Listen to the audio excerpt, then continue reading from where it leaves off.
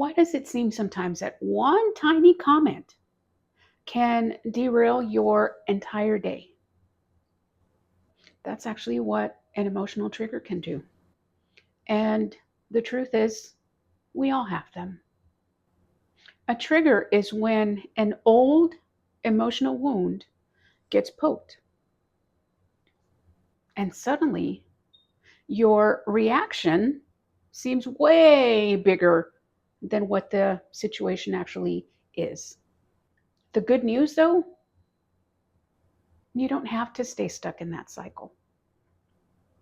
Today, I'm going to break down what triggers really are, why they happen, and how you can take back control instead of letting them run your life.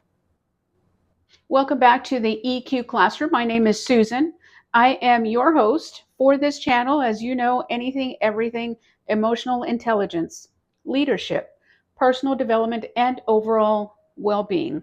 Today, we're going to dissect what emotional triggers are, how you can take control of them, and take control of your life. So, what are emotional triggers? Let's start with a simple definition.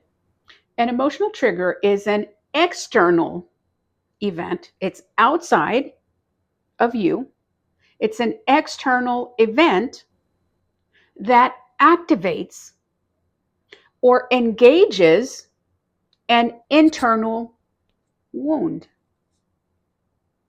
Simply put, something on the outside that activates something on the inside that has to do with your emotions, and often a painful emotion.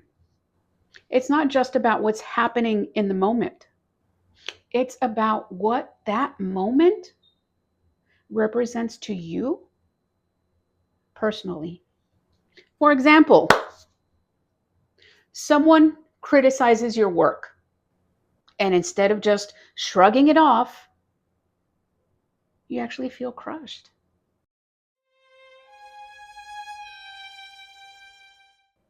And it has nothing to do with that person because you might have just met that person.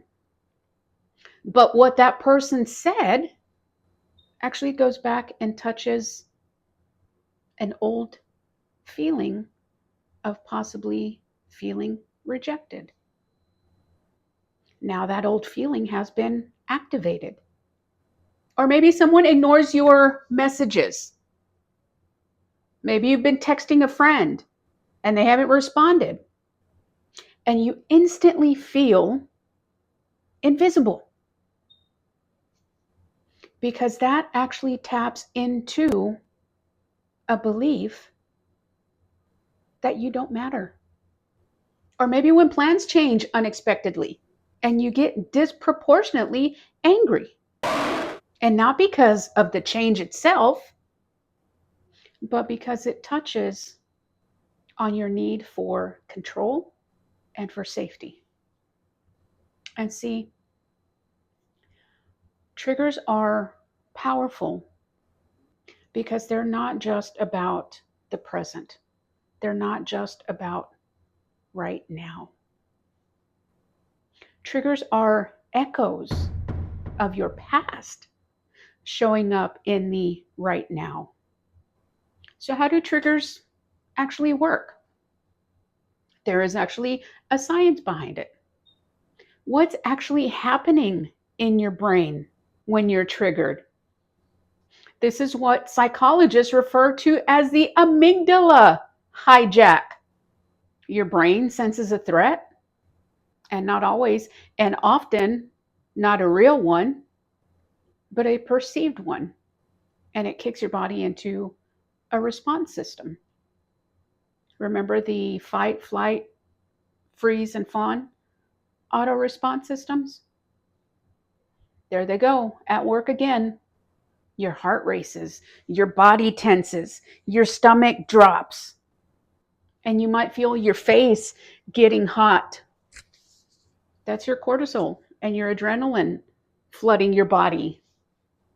Here's the problem though.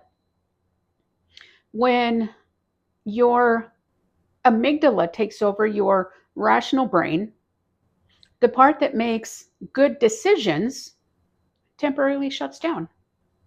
You get hijacked by your amygdala, by your emotions. Your emotions take over your logical portion of the brain.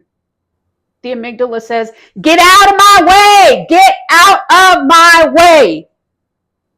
And you've lost control, which is why when you get triggered and you go through an amygdala hijack, you might later think, "Oh man, why did I say that?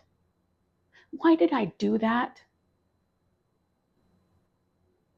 That's the science of being triggered. Your amygdala hijacks your rational thinking. Your emotions take control, and there's no more logic to act on your behalf. It may be an automatic response, but it's not a permanent one.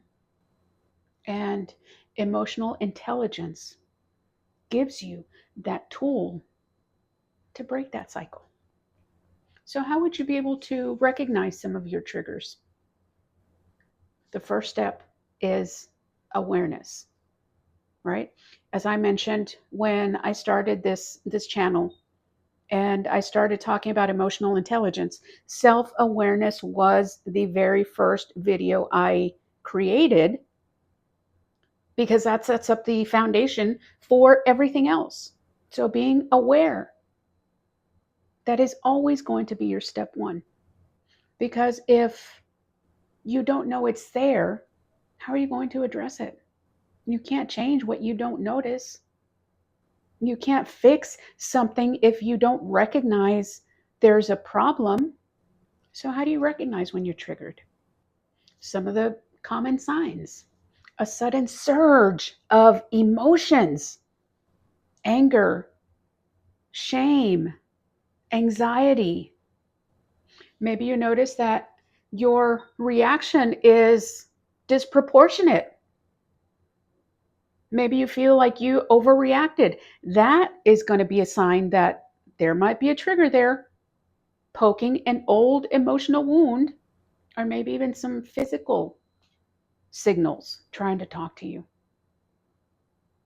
You might start to notice your jaw clenching up as you're getting angry. Maybe you start feeling your chest tightening up. When you feel moments like those, here's a question I want you to ask yourself. Is my reaction about the actual situation right now? Or does this feel kind of familiar? Like it's reminding me of something deeper? Most of the time, majority of the time, triggers aren't really about the present or the present person in front of you or the present event occurring at that time. They're connected to an old wound, a belief, or a past experience. And when you get to the point where you can recognize that connection, that is going to be powerful because it gives you a choice at that time. Now you have options. Now you're not controlled by your emotions. Now you can still continue to act or react however you like, but at least you recognize it and you are the one who has made that choice. It's no longer your emotions making that choice for you. Okay, so here's what you can do. First, we mentioned you have to become aware, right? That's where we've got to start. And then, where you have to put some effort and some practice is into how you are going to reframe those thoughts and how you respond. Let's talk about some of the tools that you can use for that. Tool number one, the good old stop and breathe practice. It sounds super simple and it does get thrown around a lot, but that's because it is so powerful. That pause is what creates the space between the stimulus and the response. Viktor Frankl was the one who actually came up with this, and he's the one that talked about how important space was between the stimulus and the response. And I've talked about this in my previous videos, right? You've got a stimulus and then you've got your response or your reaction. And the more space you have between the stimulus and the response, the better equipped you will be to respond appropriately. Because you've got that space in between there to think, to reflect, to make better and wiser choices and decisions. If there's no space between your stimulus and your response, you're going to react. And you're going to react probably in a manner that you end up thinking, oh man, why did I do that? So step one, the good old pause and breathe. Step two, número dos, name it. I talk about this too. The name it to tame it. Instead of letting your emotions run absolutely wild, unchecked, completely on their own, next time, say it to yourself. Acknowledge it. You can say, I feel dismissed. I feel rejected. I feel unsafe. Because once you start naming your emotions, guess who's in control now? Yeah, you are. Remember that. Think about that. Step number three, challenge the story. Don't just accept it as it is. If something is causing you trouble, challenge it. This is like the old, oh, I guess that's just how I am. No, that's a load of crap. That just means that doing something different is going to be work and you don't feel like doing it. So challenge the story. Ask, am I reacting to what's actually happening right now? Or am I reacting to what this moment represents from my past? Old story. They ignored me. I must not matter. Challenge story. Reframed story. New story. They might be distracted right now. They might be at work. They might be with family. They might be busy. Maybe they lost their phone. But my worth does not depend on their attention. And then step number 4, choose a healthier interpretation and respond with intention. Now pay attention to that. Choose a healthier interpretation and respond with intention. I don't know, Susan, to me that sounds like some work. Yeah, it's work. It is work. But you're worth it. I think you're worth it.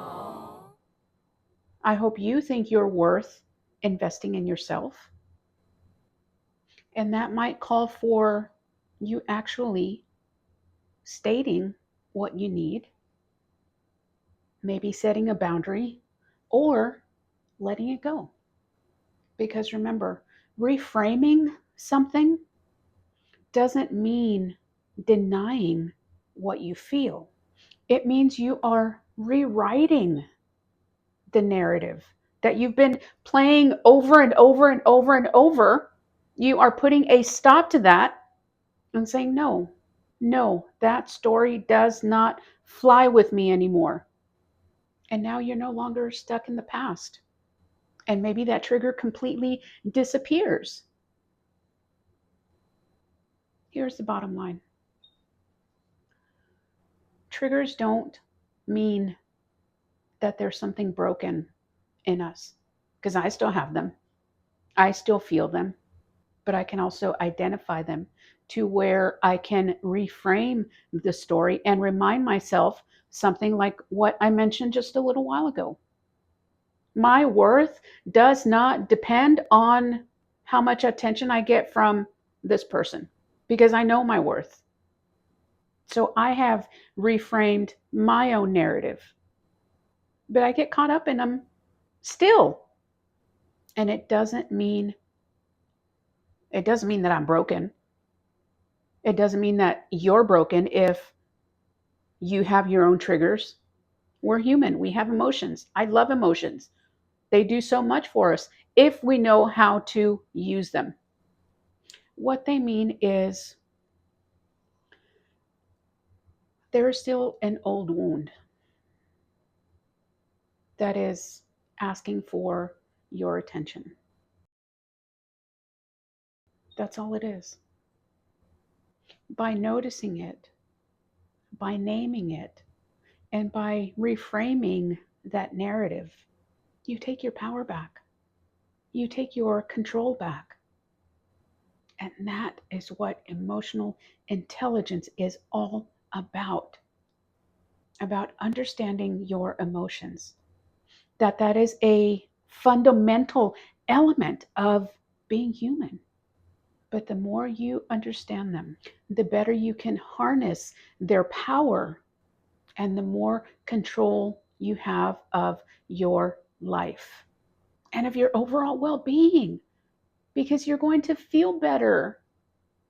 You're going to be a better friend, a better sister, a better cousin, a better brother, a better uncle, a better everything. Because when you can harness that power of your emotional intelligence, your relationships are going to improve all across the board because you are better. Now, I'd like to hear from you. What's one trigger that you've noticed in your life? Share it in the comments. I'll tell you mine. That was the example that I used a little while ago. I sent somebody a message or an email and I don't get a response back in what I feel is adequate time, which is immediately. I start to feel, oh man, did I do something wrong? Are they mad at me? Is that why they're not responding? Do they just not care? Did they not see it? Did my friend break up with me? Is that where we're at? Oh. And my mind goes and goes and goes and goes. And then I catch it. And I do have to stop myself. And it is intentional. And I do change the narrative. Susan, calm the F down. It's only been 5 minutes. They're probably busy. And then when I hear back from them, oh, I was slammed at work. My phone died. I didn't have battery, whatever. But there is a logical explanation. And I understand that because I do that too sometimes. So share in the comments if you've got a trigger that you've noticed in your life. And not only will this help you because it helps you reflect, but it will also help somebody else to know that they're not alone. And we're not. I keep saying this. I say this. I will say this whenever I can. We all have stuff. I don't care how much money you have in the bank. I don't care what kind of car you drive. I don't care what kind of clothes you wear. I don't care how big your house is. You got stuff. So maybe what you've gone through might help somebody else through their stuff. Maybe you're 2 steps ahead on the emotional intelligence journey than the person who is just starting. And you sharing might just help them get to the first step. Remember, we're not alone in this world. We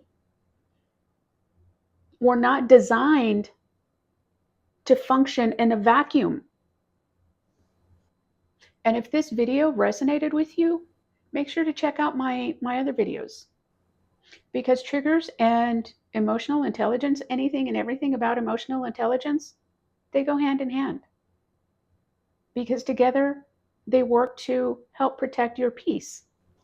And if you want to keep growing your tools, if you want to keep developing resources that will help you grow your emotional intelligence, make sure to subscribe so that you know when I drop my videos. And as you know, make sure you lead with heart and you grow with purpose. I'll see you next time.